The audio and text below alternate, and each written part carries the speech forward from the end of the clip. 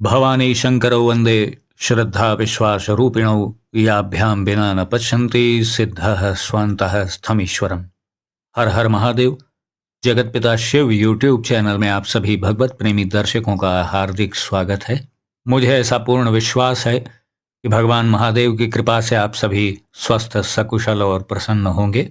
मुझसे एक दर्शक ने प्रश्न किया था कि यदि ब्रह्म मुहूर्त में प्रतिदिन हमारी नींद एक निश्चित समय पर बिना हमारी इच्छा के ही खुल जाती हो तो इस घटना का क्या तात्पर्य है, और एक नाम जापक इस घटना को अपने नाम जाप को बल देने में किस प्रकार से प्रयोग कर सकता है। इसी संबंध में आज मैंने ये वीडियो बना दिया है, जिससे उस प्रश्नकर्ता को भी उत्तर मिल जाएगा और आप सभी दर्शकों को भी लाभ होगा। दर्शक ने प्रश्न किया कि ब्रह्म मुहूर्त में अपने आप ही यदि नींद खुल जाती हो तो इसका क्या औचित्य है, और यदि एक नाम जापक के साथ ऐसा हो रहा है तो अपने नाम जाप में इस चीज का लाभ कैसे ले सकता है। भोर में यदि या ब्रह्म मुहूर्त में उसकी नींद खुल जा रही है तो अपने नाम जाप में इस घटना का वो लाभ कैसे ले सकता है। इसके उत्तर में सर्वप्रथम आपको ब्रह्म मुहूर्त के महत्व के बारे में जानना चाहिए।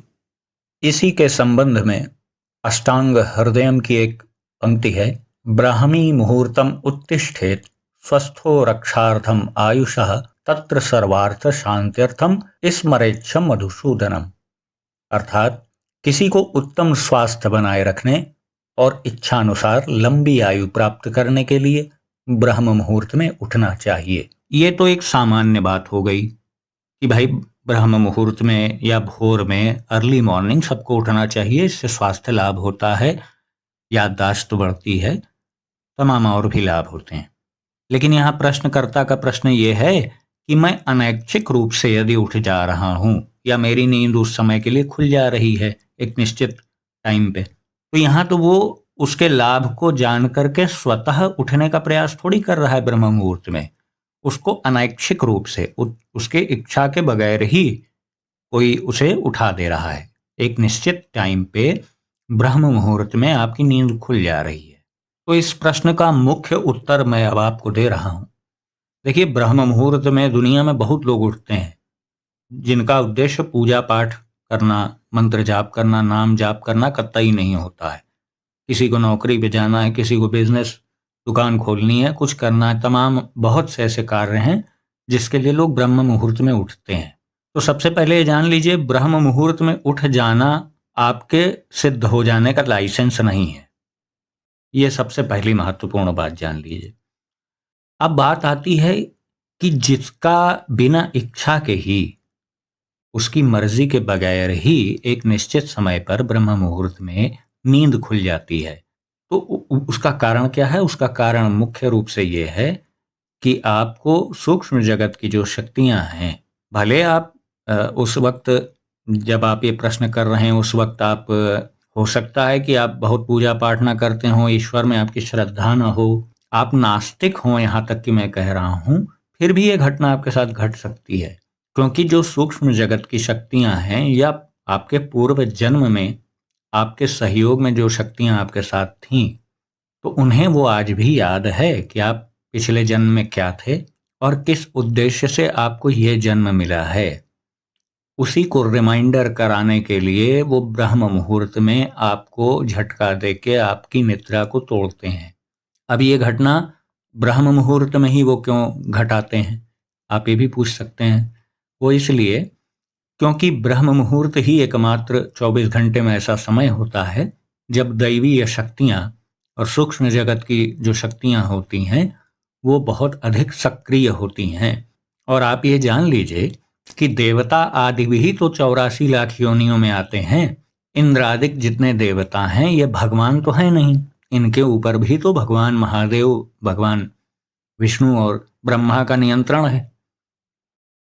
तो ये स्वेच्छाचारी थोड़ी ना है कि ये मनुष्य जगत में जाकर के जब चाहे तब किसी मनुष्य को झटका दे सकते हैं, मतलब उसे टच कर सकते हैं, उसको प्रभावित कर सकते हो। ऐसा अधिकार इन देवताओं के पास भी नहीं है। हाँ, कुछ विशेष अधिकार ब्रह्म मुहूर्त में इन्हें दिए गए हैं, जहां जाकर के ये अपने निज जनों को, ध्यान रखिएगा, जो दैवीय शक्तियां हैं वो उनमें से आप भी किसी न किसी के निज जन हैं। क्योंकि आप विस्मृत हो चुके हैं ना। जब आप गर्भ में थे तो आप अपने पिछले जन्म के लिए कन्फेस कर रहे थे ना ईश्वर से। गरुड़ पुराण में पढ़िएगा इस विषय में। जब गर्भस्थ शिशु गर्भ में रहता है तो वो अपने अपराध का उसकी स्वीकृति करता है ईश्वर से, अपने गुनाहों को कबूल करता है वहां पर कि प्रभु मुझसे जो पिछले जन्मों में मुझसे त्रुटियां हो गई, जो मैंने भगवत प्राप्ति के मार्ग में आगे बढ़ने का प्रयास नहीं किया, उसको मैं मानता हूं कि मेरी त्रुटि थी और मुझे आप हे प्रभु अगला जन्म दें तो मैं आपके नाम का जप करके मैं आपके दिए हुए मनुष्य जन्म को सार्थक करूंगा। मैं ऐसा आपसे प्रण करता हूं, आपके सामने बारंबार ऐसा मैं वचन देता हूं। ऐसा गर्भस्थ शिशु की आत्मा ईश्वर से कहती है। आपकी दृष्टि में है कि गर्भस्थ शिशु माता के गर्भ में है, लेकिन वो उसका सूक्ष्म जो शरीर है उस वक्त नरक में रहता है। क्योंकि आप बहुत से शास्त्रों में ऐसा वर्णन है, आप पढ़ लीजिएगा कि माता के गर्भ को ही नरक का स्वरूप कहा गया है। जब गर्भ में बच्चा होता है, आप इसको वैज्ञानिक दृष्टि से भी आप देख लीजिए, वो कितने कष्ट में रहता है। हाँ, उसको कष्ट भोगाने के लिए ही उस समय माता को कड़वा तीखा खट्टा खाने का मन होता है, जिससे उसके मुलायम त्वचा पर वो ऐसी वेदना प्रकट करे कि उसे नानी याद आ जाए, है ना। गर्भस्थ शिशु पे बहुत ज्यादा रहम ईश्वर नहीं करते हैं, इसको ध्यान रखिएगा। जब वो गर्भ से बाहर आता है तब बात अलग है, लेकिन जब तक वो गर्भ में है तो वो सजा याफ्ता है, वो सजा भुगत रहा है, ये ध्यान रखिएगा। तो उस पर बहुत अधिक रहम ईश्वर नहीं करते हैं। इसीलिए आपने देखा होगा बहुत से छोटे बच्चे जन्म लेते ही मर जाते हैं, बहुत से 5 ही साल में उनकी जीवन लीला समाप्त हो जाती है। तो अगर ऐसा होता तो ईश्वर बच्चों पे तो रहम अवश्य करते नहीं।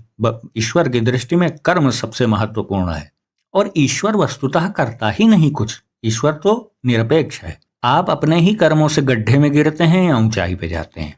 इतनी बातें मैंने इस विषय से अलग इसलिए बताई कि आप समझ सकेंगे सूक्ष्म जगत से आपका संबंध क्या है। तो आप भी किसी निज जन के, मान लिया कि आप पूर्व जन्म में भगवान महादेव के बहुत भक्त थे, इस जन्म में विस्मृति के कारण आप वो मार्ग को पकड़ नहीं पा रहे हैं, तो ब्रह्म मुहूर्त में ही वो सूक्ष्म जगत की शक्तियां आके आपको रिमाइंडर कराती हैं। ये रिमाइंडर देने के लिए आते हैं कि बेटा तुम उठो, जागो और इस महत्वपूर्ण समय का प्रयोग करो, क्योंकि ये जन्म तुम्हें किस उद्देश्य से मिला है उसे तुम विस्मृत हो चुके हो, भूल चुके हो। शक्तियों को स्वेच्छाचार की अनुमति होती तो ये घटना आपके साथ ब्रह्म मुहूर्त में नहीं घटती, दिन भर में हर समय घटती रहती। सिर्फ ब्रह्म मुहूर्त में ही ऐसी घटना क्यों हो रही है? क्योंकि देवताओं को भी स्वेच्छाचार की अनुमति नहीं है, मनुष्य के जीवन में दखल देने की अनुमति नहीं है। ईश्वर ने उन पे भी नियंत्रण कर रखा है। हाँ, लेकिन इतनी अवश्य उन्हें छूट दी गई है कि वो अपने निज जनों को, अपने से पूर्व काल में, पूर्व जन्म में संबंधित व्यक्तियों को वो एक बार इस बात का स्मृति दिलाने के लिए उन्हें छूट है कि वो ब्रह्म मुहूर्त में जाकर के किसी भी शरीरधारी को स्पर्श करके उसे संकेत दे सकते हैं। इसके अतिरिक्त ब्रह्म मुहूर्त में नींद खुल जाने के अन्य कारण भी हो सकते हैं। मान लीजिए कि आप पूर्व काल में भगवान श्री कृष्ण के बहुत बड़े भक्त थे, किसी कारणवश आपकी पूर्व जन्म में साधना अधूरी रह गई और इतनी निम्न कोटि की भी साधना आपकी नहीं थी कि आपको दोबारा फिर से पुनर्प्रयास करने का अवसर न मिले, अर्थात मनुष्य योनि न मिले। आप इतने स्तर पे भी थे कि आपको मनुष्य योनि मिले। और गीता में आप श्री कृष्ण जी का वचन सुनिएगा, उन्होंने कहा है कि कर्म योग में या ईश्वर की भक्ति के पथ में जब आप आगे बढ़ते हैं तो इसके बीज का नाश नहीं होता है। यानी आप जिस जन्म में अपने आध्यात्मिक स्तर को जितना मेंटेन करके रखेंगे, अगले जन्म में आपको वहीं से शुरू करना है। जैसे आप इस जन्म में 0 से लेके 15 नंबर तक आपने अर्जित किए, तो अगले जन्म में आपको फिर 0 से नहीं प्रारंभ करना होगा, 15 अंकों के ऊपर से ही, मतलब उस स्तर के ऊपर से ही आपको प्रारंभ करना होगा। इसका सबसे ठोस उदाहरण भी मैं आपको बता दे रहा हूं। आपने देखा होगा बहुत से ऐसे बच्चे होते हैं जो जन्म से ही अद्भुत रूप से ईश्वरीय ज्ञान से संपन्न होते हैं। बहुत छोटे ही होते हैं, लेकिन उनके पास आध्यात्मिक जगत के ऐसे गूढ़ प्रश्नों के उत्तर आपको मिल जाते हैं कि आप हैरान हो जाते हैं। कहीं ना कहीं तो ऐसे चमत्कारी बच्चों को आपने देखा होगा, चाहे टीवी पर, चाहे इंटरनेट के माध्यम से, या असल जिंदगी में भी आपने देखा होगा। तो ऐसा क्यों होता है कि इतने जन्म लेते ही 2 4 5 साल 6 साल की अवस्था में, जबकि उन्हें नर्सरी केजी आदि क्लास में होना चाहिए, वो इतने बड़े बड़े जो है संस्कृत के श्लोकों को याद कर लेते हैं, श्रीमद् भगवत गीता पर लेक्चर देने लग जाते हैं। ऐसा क्यों होता है? क्योंकि उनकी जागृति का स्तर पूर्व जन्म में ही बहुत भयंकर था, बहुत ऊंचे स्तर पे था, लेकिन उनसे कुछ त्रुटियां हो गईं, कुछ महत पाप बन गया, जिससे उन्हें उस जन्म में ही मुक्ति का अवसर खोना पड़ा। क्योंकि ईश्वर बहुत न्यायप्रिय है। ऐसा नहीं हो सकता है कि आप बहुत साधना कर रहे हैं और कोई त्रुटि हो तो ईश्वर उसे, देखिए, पाप का अलग हिसाब होता है और पुण्य का अलग हिसाब होता है।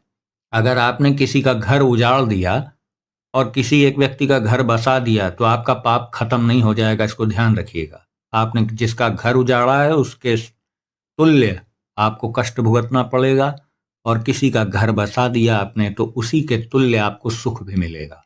तो इसी क्रम में मैंने आपको ये उदाहरण दिया जिससे आप समझ सकें कि पूर्व जन्म में यदि आप बहुत बड़े साधक, तपस्वी और इवन सिद्ध भी रहे हों और आपसे कोई महत् पाप बन गया, तो आपको उस जन्म में मुक्ति का अवसर नहीं मिलेगा। आपको फिर से इतनी कृपा अवश्य होगी कि फिर से आपको मनुष्य योनि ही मिलेगी। आप अच्छे संपन्न परिवार में जन्म लेंगे। हाँ, विस्मृति का स्तर ये तो आपकी जागृति के स्तर पे निर्भर है। आप बहुत जागृत स्थिति में रहे होंगे तो आप जन्म लेते ही, बहुत से लोग इतना जागृति रहती है कि वो जन्म लेते ही उन्हें अपनी स्मृति रहती है। बहुत से लोगों को 4 5 साल की अवस्था होने पे हल्की हल्की आने लग जाती है स्मृति। किसी किसी को 10 15 साल की अवस्था होने पे स्मृति आने लग जाती है कि मैं पूर्व जन्म में तो भक्त था बहुत बड़ा, अब मैं क्यों सांसारिक जीवन में भोग विलास में लिप्त हूँ। कभी कभी 20 25 साल की अवस्था में ऐसी स्थिति आती है। हाँ, कभी कभी माया का आवरण इतना गहरा हो जाता है और पूर्व जन्म की उच्च स्तर की जागृति भी, क्योंकि संगत का बड़ा असर होता है, तो पीछे की जागृति भी हम इस जन्म में आके नष्ट कर लेते हैं संसारिक, क्योंकि गलत संगति का बड़ा असर होता है। अब जाकर के ये घटना घटती है। सूक्ष्म जगत की जो शक्तियां हैं, जो आपके इष्ट देव रहे हैं पूर्व जन्म में, मान लीजिए कि भगवान शिव की आप आराधना करते थे, तो इस समस्त सृष्टि में आपको मैं बता दे रहा हूं, भगवान शिव के गणों की ही सर्वाधिक संख्या है। भगवान विष्णु के गण उतने नहीं हैं, क्योंकि उनका नेचर ऑफ वर्क अलग है, उनका काम ही अलग है, उनका डिपार्टमेंट अलग है। लेकिन भगवान शिव का डिपार्टमेंट आपको मैं बता दे रहा हूं, जितने भी इस संसार में, इस धरती पर घर हैं, यह कुल देवी कुल देवता हैं, वो सब भगवान महादेव और माता पार्वती के ही अंश हैं। और आपको अच्छे से पता होगा कि क्षेत्रपाल जो होते हैं वो महाराज भैरव जी ही होते हैं, जो कि रुद्रावतार हैं। उन रुद्रावतार भैरव जी के न जाने अनंत कितने गण हैं। तो ये इस विषय पे मैं कभी आपको विस्तार से फिर वीडियो बना के बताऊंगा। भगवान शिव ही ऐसे देवता हैं जिनके सृष्टि में बहुत ढेर सारे गण हैं। अनंतों गण तो खाली नंदी बाबा के हैं, है ना। आप ये ध्यान रखिए, इसीलिए ये आपने सुन रखा है ना कि भगवान महादेव की उपासना बहुत तीक्ष्ण रूप से और शीघ्र रूप से फलित हो जाती है। कारण क्या है? अब इसको, ये तो बड़ा मजाकिया बात है, उनके एजेंट्स बहुत हैं इस संसार में। आप कहीं भी उनके मंत्र को बोलिए, कोई ना कोई बैठ के सुन रहा है। इसको ध्यान रखिएगा इस चीज को। भगवान बजरंगबली भी रुद्र ही हैं, भगवान शिव के ही अंश हैं, और कलयुग में पूरी धरती पे उन्हीं का राज है, इस बात को याद रखिएगा। तो जब आप सामान्य रूप से अपनी स्मृति को पूर्व जन्म के प्राप्त नहीं कर पाते हैं, तो ब्रह्म मुहूर्त में आपके इष्ट देवता से संबंधित यही गण आदि आकर के ब्रह्म मुहूर्त में आपको एक एहसास कराने का प्रयास करते हैं कि उठो और अपने कर्तव्य पथ में लग जाओ, है ना। इसीलिए आप जब ब्रह्म मुहूर्त में अचानक से जब आपकी निद्रा खुलती है, किसी एक दिन या किसी विशेष दिन ऐसा घटना हो गया तो उसका महत्व नहीं। यदि ये लगातार आपके साथ हो रहा है, निश्चित समय पर ही आपकी नींद खुल जा रही है, और नींद खुलते ही आप ये गौर करें कि आपकी चित्त वृत्ति किस तरह रहती है। जैसे ही चेतना आती है, आपका मन कहाँ भागता है। बहुत से लोग जब सो के उठते हैं, प्रभु की कृपा से इतना जो भी टूटा-फूटा ज्ञान मिला है वो आपको हम बता रहे हैं। तामसिक व्यक्ति जब अपनी नींद से उठता है तो उसका सर्वप्रथम जो चेतना जाती है वो भोग विलास की ओर जाती है। ये एकदम फैक्ट बात बता रहा हूँ, अपने-अपने मन में आप सब लोग झाँक के देख लीजिए। बहुत रजोगुणी व्यक्ति है, वो सो के उठता है तो सर्वप्रथम उसकी चेतना अपने धंधे, बिज़नेस, अपने बैंक बैलेंस, अपने धन, अपनी मान प्रतिष्ठा इस पे जाती है। कोई सात्विक व्यक्ति होता है और अच्छे स्तर का साधक भी होता है, तो उसकी जब निद्रा खुलती है, वस्तुतः उसकी निद्रा खुलती नहीं है, वो हर समय ही जागृत रहता है। वो तो भौतिक शरीर सही से संचालित होता रहे, अपना फंक्शन सही से करता रहे, इसलिए उसे थोड़ा-सा निद्रा वो मजबूरीवश लेता है, क्योंकि पांच भौतिक शरीर में तो अभी भी है वो। उसकी आत्मा का स्तर भले कितना उच्च हो गया हो, लेकिन बंधा तो अभी भी वो पंच भौतिक शरीर में ही है। तो उसे अपने शरीर, भाई शरीर रक्षतो धर्मः, शरीर की रक्षा ही सबसे बड़ा प्रथम धर्म है, क्योंकि शरीर है तभी तो उसी से भगवत प्राप्ति करेंगे हम। मनुष्य शरीर का बहुत सम्मान करना चाहिए, इसको ध्यान रखिएगा आप।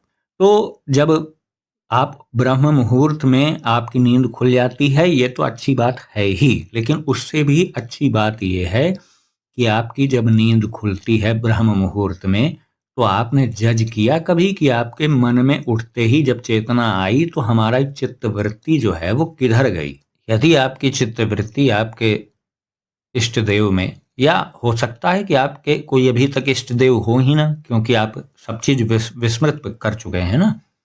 आपको तो अभी भोर में गणादि आकर के बस नींद खुला करके आपको आपकी स्मृति को लौटाने का प्रयास कर रहे हैं। तो जब आपकी नींद खुलती है तो आपकी चित्तवृत्ति कहाँ जा रही है? आपके किसी किसी देवता की ओर जा रही है। ऐसा भी हो सकता है कि पूर्व काल में आपका संबंध उन्हीं से रहा हो। नींद खुलते ही आपकी चित्तवृत्ति भगवान कृष्ण में जा रही हो, भगवान राम में जा रही हो, हनुमान जी में, शिव जी में, दुर्गा जी में, कहीं भी जा रही हो, या किसी का नाम अंतर मन में प्रकाशित हो रहा हो नींद खुलते ही। अब नींद खुलते ही आपकी चित्तवृत्ति काम वासना में चली जा रही है, सांसारिक भोग विलास में चली जा रही है, तो इसे कैसे कहा जा सकता है कि ये बहुत अच्छा हो रहा है आपके साथ? तो भैया, ब्रह्म मुहूर्त में नींद खुलना अच्छा है।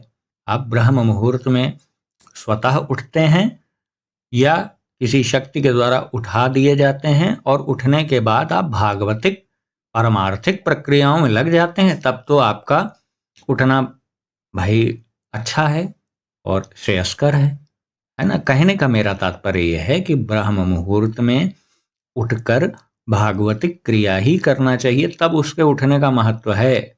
तो मैं फिर से एक बार इन सभी पूरी बातों का निचोड़ आपको बता देता हूं कि जिन व्यक्तियों की नींद ब्रह्म मुहूर्त में एक निश्चित समय पर अपने आप ही खुल जाती है, और ऐसा लगातार उनके साथ हो रहा है, पूर्व जन्म में जो उन्होंने जिस देवता की उपासना की, उसी के गण आदि आकर के उन्हें एक ऐसा अनुभव करा करके या स्पर्श करके या किसी भी माध्यम से ब्रह्म मुहूर्त में उन्हें जगाकर उन्हें यह संदेश देने का अप्रत्यक्ष रूप से प्रयास करते हैं कि उठो और अपने धर्म पथ पे, अपने कर्तव्य पथ पे लग जाओ।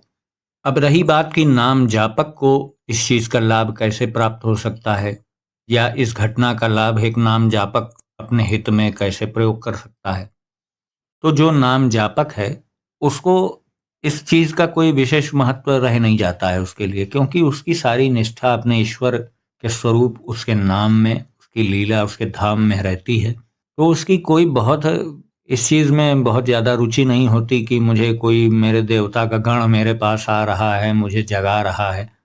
उसकी जागृति का स्तर स्वयं ही इतना अधिक होता है कि ब्रह्म मुहूर्त में स्वतः ही उसकी नींद खुल जाती है, और स्वभावतः भी उसके अंदर आलस्य प्रमाद की मात्रा कम रहती है ना। कम क्या रहती है? जब वो बहुत ऊपर के स्तर पर पहुंच जाता है तो बिल्कुल ही न्यून हो जाती है। तो आप ये जान लें कि यदि आप नाम जापक हैं तो आप तो खुद ही आप ब्रह्म मुहूर्त के महत्व को समझते होंगे। यदि आपका ब्रह्म मुहूर्त में नींद खुल जा रही है आपकी इच्छा के बगैर, तो आप फिर से सोने का प्रयास ना करें। आप उस समय, आपको ये सिग्नल है कि इस समय आप यदि ईश्वर के, अपने इष्ट देव के नाम का जाप करेंगे तो वह त्वरित फल आपको मिलेगा उससे। मैं आप सभी दर्शकों से भी ये अनुरोध करूंगा कि आप में से जिनके साथ भी ये घटना हो रही हो कि ब्रह्म मुहूर्त में एक निश्चित समय पर ही काफ़ी दिनों से आपकी नींद खुल जा रही हो, बिना आपकी इच्छा के ही, तो आप बिल्कुल भी इस सुअवसर को गँवाएँ ना। अगर 1-2 बार किसी के साथ हुआ है तो मैं नहीं कह रहा हूँ, लेकिन लंबे समय से अगर ऐसा हो रहा है तो इस सुअवसर का आप लाभ उठाएँ और उस समय उठ कर के बैठ जाएँ। चाहे आप कुछ भी ना करें, आप अपने बिस्तर पे ही बैठे रहें, ब्रश करने की, मुँह धुलने की भी ज़रूरत नहीं है। आप बिस्तर पे ही उठ जाएँ, बस ध्यान रखें कि जैसे ही नींद खुले तुरंत उठ के बैठ जाएँ अपने बिस्तर पे और अपने इष्ट देवता के नाम को प्रारंभ कर दीजिए। अब आप कहेंगे कि मैंने अभी इष्ट देव कोई बनाया ही नहीं, तो ये बात भी सही है। इष्ट देव सबके होते हैं, बस आप विस्मृत हो चुके हैं, आप भूल चुके हैं, आपको याद नहीं आ रहा है। जिस दिन याद आ जाएगा आपको बहुत चीज़ें लगातार आपको याद आने लग जाएँगी, है ना? ये तो वो उन्हीं के साथ। अब देखिए, ये कुछ बातें ऐसी होती हैं जो बताई नहीं जा सकती हैं। आप सबसे पहले ये करिए, आपके भले कोई इष्ट देव ना हो, आपकी ईश्वर में रुचि भी ना हो, आप नास्तिक हो, मैं मान के चल रहा हूँ, लेकिन आपके साथ ही यदि ये घटना हो रही है कि ब्रह्म मुहूर्त में एक निश्चित समय पे आपकी नींद अनावश्यक रूप से आपकी इच्छा के बगैर खुल जा रही है और आप भले नास्तिक ही हों, तो भी 1 महीना मेरे कहने से आप नाम जप का प्रयोग करके देखिए। देखिए आपकी मति कैसे पलट जाती है और इससे होने वाला लाभ आपको कैसे प्राप्त होता है, ये आपको स्वतः ही दिख जाएगा। तो सभी बातों का सार मैं आपको बता रहा हूँ कि ब्रह्म मुहूर्त में नींद अनिच्छा से, इच्छा के विपरीत उन्हीं लोगों की खुलती है जो अपने पूर्व जन्म से विस्मृत हो चुके हैं। तो उनके इष्ट देव या पूर्व जन्म में जिन शक्तियों की वो उपासना करते रहे हैं, उनसे संबंधित गण आदि आकर के ब्रह्म मुहूर्त में उन्हें ये रिमाइंडर देते हैं कि उठो और अपने पूर्व काल की स्मृति को याद करो। जिस पथ पे तुम्हें चलने के लिए जन्म मिला है उस पथ पे अग्रसर हो। और जो नाम जापक और अच्छे साधक पहले से ही हैं, वो ब्रह्म मुहूर्त के महत्व को समझते ही हैं। वो उस समय जाप करते ही हैं नाम का और मंत्र का। और जो लोग बिल्कुल ही नास्तिक हैं, जिनका ईश्वर में से कोई लेना देना नहीं है, यदि उनके साथ ये घटना घट रही है तो उन्हें भी अपने पूर्व जन्म की स्मृति को याद कराया जा रहा है। चूंकि वो इतने अधिक विस्मृत हो चुके हैं, इसलिए ये सोच रहे हैं कि ये मेरे साथ क्यों हो रहा है, जबकि वो इसीलिए रहा है क्योंकि वो होना चाहिए उनके साथ, क्योंकि वो पूर्व जन्म की घटना है, वो भूल चुके हैं बस। तो यदि आपका भी ब्रह्म मुहूर्त में नींद आपकी भी खुल जा रही है तो आप ईश्वर से जुड़िए, उन्हें धन्यवाद दीजिए कि ये सुअवसर मुझे पुनः प्राप्त हुआ। वरना इस संसार के भवाटवी में यदि एक बार व्यक्ति विस्मृत हो गया और ईश्वर ने किसी का हाथ जो संभाल रखा है वो छोड़ दिया, तो फिर उसकी क्या दुर्गति होती है ये तो सभी जानते हैं।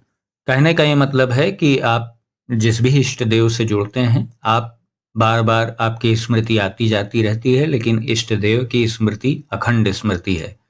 वो आपको एक बार अपना बना लेते हैं तो फिर हर जीवन में आपका सहयोग करते हैं।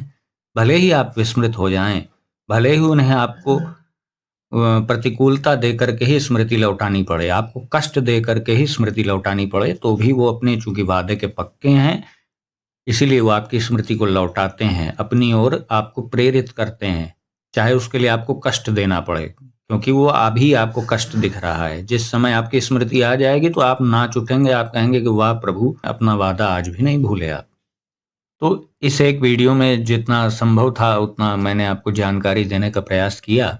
और एक बात और भी मैं कहता हूँ कि कुछ बातें अनुभवतीत होती हैं, उसे कहकर, सुनकर, पूछकर नहीं अच्छे से उसका विश्लेषण कर सकते हैं आप। सबसे अच्छा है कि भाई हमने हलवा बनाने की रेसिपी बहुत सीख ली, अब एक दिन हलवा बना के उसे खाया जाए तो अधिक पता चलेगा ना। अब अनुभवतीत ज्ञान तभी प्राप्त होगा। किताबी ज्ञान, सुनी सुनाई बातें, ये सब भी तो ठीक है, हमारा मार्गदर्शन करती हैं, लेकिन कभी-कभी हमें खुद भी क्रियात्मक होना पड़ता है ना? कब तक सुन के हम मार्गदर्शन लेते रहेंगे? कुछ खुद भी तो करिए, तब आपको अनुभवतीत ज्ञान प्राप्त होगा। अनुभवतीत ज्ञान प्राप्त जो होता है, वो स्वयं के क्रियाकलापों से ही होता है और अनुभव के द्वारा जो चीज़ ज्ञान हमारे मस्तिष्क में आता है, वो कॉन्क्रीट सॉलिड होता है। तो मुझे ऐसी आशा है कि आज जो भी जानकारी मैंने आपको इस वीडियो में दी वो आपको पसंद आई होगी। यदि वीडियो पसंद आया हो तो इसे लाइक करें, अपने बंधु-बांधवों में शेयर करें, चैनल को सब्सक्राइब करें और बेल आइकन को अवश्य प्रेस कर दीजिएगा, जिससे भविष्य में आने वाले मेरे सभी वीडियोज़ के नोटिफ़िकेशन आपको मिलते रहें। और कमेंट बॉक्स में हर हर महादेव लिखना ना भूलें। मैं ऐसी भगवान महादेव से प्रार्थना करता हूँ कि वो आप सभी को स्वस्थ, सकुशल और प्रसन्न रखें। मिलते हैं अगले वीडियो में एक नई और अद्भुत जानकारी के साथ। तब तक के लिए आप सभी भगवत प्रेमी भक्तों को हर हर महादेव।